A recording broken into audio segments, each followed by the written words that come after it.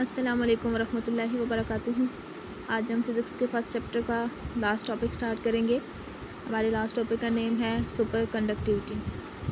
اچھا، اس ٹاپک کو سٹارٹ کرنے سے پہلے ہم کچھ بیسک چیزیں ان کی ریوائز کر لیتے ہیں۔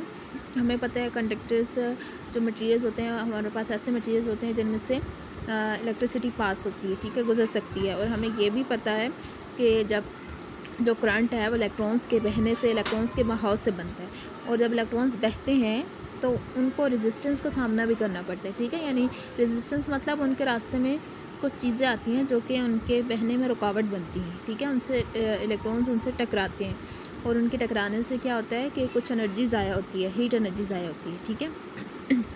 اچھا، اب سپر کنڈکٹیوٹی کیا ہے؟ اب کچھ مٹیریلز ہمارے پاس ایسے ہوتے ہیں، ان کے اندر یہ خاصیت ہوتی ہے کہ اگر ہم ان کا ٹمپریچر ایک خاص حد تک کم کر دیں، ٹھیک ہے، تو اس کے بعد اگر آپ ان کے اندر سے کرنٹ گزاریں تو اب کرنٹ جو ان کے اندر سے گزرے گا نا، اس کرنٹ کو اس ریزسٹنس کا، الیکٹریکل ریزسٹنس کا سامنا نہ بالکل نہ ہونے کے برابر کرنا پڑتا ہے، یعنی بالکل اسے الیکٹریکل ریزسٹنس کا سامنا نہیں کرنا پڑتا، ٹھیک ہے۔ تو اس ٹاپک کو سٹارٹ کرتے ہیں، اس کی ریڈنگ۔ سپر کنڈکٹیوٹی بعض مٹیریلز کی ایک خاصیت ہے جس میں وہ ایک خاص حد سے کم ٹمپریچر، جس ٹمپریچر پہ ہم ان کو لے کے جاتے ہیں اسے ہم کریٹیکل ٹمپریچر کہہ رہے ہیں، اس پہ ٹھنڈا کرنے پر اپنی الیکٹریکل ریزسٹنس مکمل طور پر کھو دیتے ہیں۔ یعنی یہ کچھ مٹیریلز کی خاصیت ہے کہ اگر ہم ان کا ٹمپریچر ایک خاص حد تک کم کر دیں تو وہ اپنی الیکٹریکل ریزسٹنس کھو دیتے ہیں، ٹھیک ہے، یعنی اب وہ بغیر کسی رکاوٹ کے ان میں سے کرنٹ گزرتا ہے، ٹھیک ہے۔ اس حالت میں الیکٹرک کرنٹ کو انرجی ضائع کیے بغیر بہتا ہے، جس کے نتیجے میں سپر کنڈکٹرز نہایت مؤثر بن جاتے ہیں۔ یعنی اب ظاہری بات ہے ان کی الیکٹریکل ریزسٹنس زیرو ہے، ٹھیک ہے، ان کے راستے میں کوئی چیز رکاوٹ نہیں بن رہی، الیکٹرونز بڑی آسانی سے بہتے جا رہے ہیں، ٹھیک ہے۔ تو اب ظاہری بات ہے کوئی ٹکراؤ نہیں ہے تو انرجی بھی ضائع نہیں ہو رہی، ٹھیک ہے۔ اچھا، نیکسٹ ٹاپک دیکھتے ہیں، سپر کنڈکٹیوٹی کیسے کام کرتی ہے۔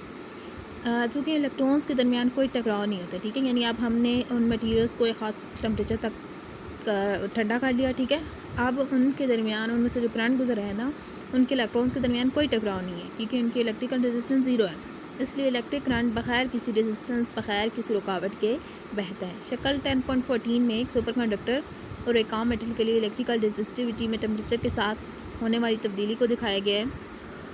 اچھا، یہاں آپ کی بک پہ ایک گراف بنایا گیا ہے جہاں پہ ایکس ایکسس پہ ہمارے پاس ٹمپریچر کو شو کروایا گیا ہے، جبکہ وائی ایکسس پہ الیکٹریکل ریزسٹیوٹی کو شو کروایا گیا ہے، ٹھیک ہے۔ اب یہاں پہ انہوں نے دو میٹلز کو شو کروایا ہے، ایک جو بلو کلر میں ہے نا، یہ ہمارے پاس عام میٹل ہے، ٹھیک ہے، اور جبکہ یہ جو پنک کلر میں ہے نا، یہ ہمارے پاس سپر کنڈکٹر ہے، ٹھیک ہے۔ اب دونوں کو انہوں نے یہاں پہ شو کروایا کہ دونوں کا ٹمپریچر کیا کریں گے، ایک خاص حد تک ہم کم کر دیں گے، ٹھیک ہے، یعنی جو کریٹیکل ٹمپریچر ہے جسے ہم TC سے ظاہر کرتے ہیں، تو دونوں میٹلز کا ٹمپریچر ہم نے کیا کیا، ایک خاص حد تک کم کر دیا۔ تو کیا ہوا کہ جو عام میٹل ہے نا، اس کی دیکھیں الیکٹریکل ریزسٹیوٹی ابھی بھی زیادہ ہے، جبکہ جو سپر کنڈکٹرز ہیں اس کی ریزسٹیوٹی دیکھیں بالکل یہاں نیچے یہ زیرو ہو گئی ہے، ٹھیک ہے۔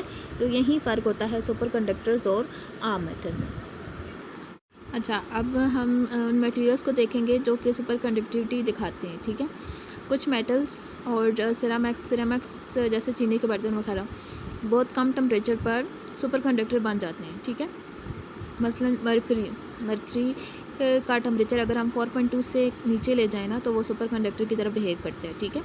لیڈ کا ٹمپریچر اگر ہم 7.2 سے نیچے کر دیں تو وہ سپر کنڈکٹر ہو جاتا ہے، ٹھیک ہے۔ لیڈ جو ہے ہمارے پاس یہ UPS کی بیٹریز میں استعمال ہوتا ہے، ٹھیک ہے۔ اس کے علاوہ جو ایکس رے روم ہے ان میں ریڈیشن سے حفاظت کے لیے اس کا یوز کیا جاتا ہے، ٹھیک ہے۔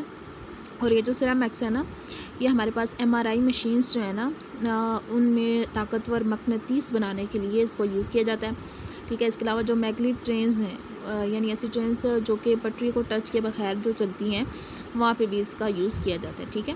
High temperature super conductor ceramics قریباً 135 کیلون ٹمپریچر پر بھی سپر کنڈکٹنگ بن جاتے ہیں۔ اس کا یہ مطلب ہے کہ جو سیرامکس ہے نا، اس کا ٹمپریچر ہمیں اتنا زیادہ کم نہیں کرنا پڑتا، یعنی 135 کیلون پر ہی یہ سپر کنڈکٹر کی طرح بیہیو کرنے لگتے ہیں، ٹھیک ہے۔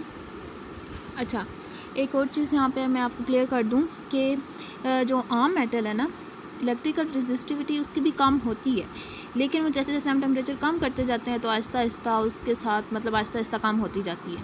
لیکن جو سپر کنڈکٹرز ہوتے ہیں نا، ان میں یہ خاصیت ہوتی ہے کہ ایک خاص پوائنٹ تک جب ہم ان کا ٹمپریچر کم کر دیتے ہیں نا، اس کے بعد فوراً سے ان کی جو الیکٹریکل رزسٹیوٹی ہے نا وہ بالکل زیرو ہو جاتی ہے، ٹھیک ہے۔